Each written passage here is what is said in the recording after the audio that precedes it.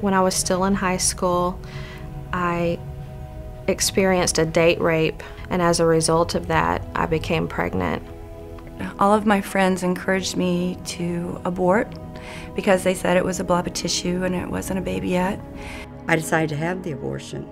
It was an easy fix.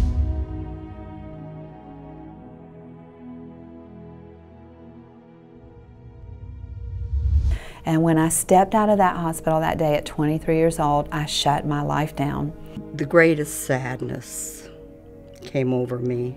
And I even thought about suicide. Spiraled into alcoholism and started doing more drugs and experimenting with that. And repeated relationships, repeated pregnancies, and repeated abortions.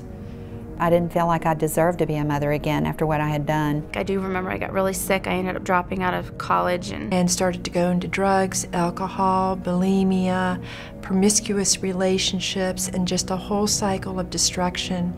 And I started to use alcohol on a daily basis. I would have a bottle of booze every night, bottle of wine. So I began to do drugs and live in the bars. Could not interact with people who were pregnant and talking about having children and, you know, the excitement of that. It was just too much for me. And everybody knows what a wonderful thing it is to be a grandparent. But for me, I couldn't hold. I had lots of therapy. I became very promiscuous.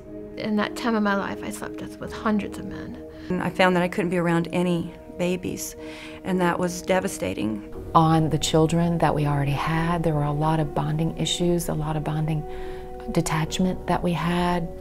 I tried to commit suicide more than once because I couldn't live with what I had done.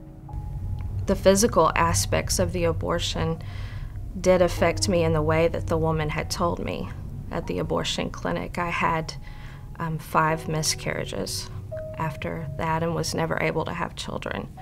I was not emotionally with it. It was almost like a walking zombie, and trying to forget with everything within me what I had seen and what I had gone through.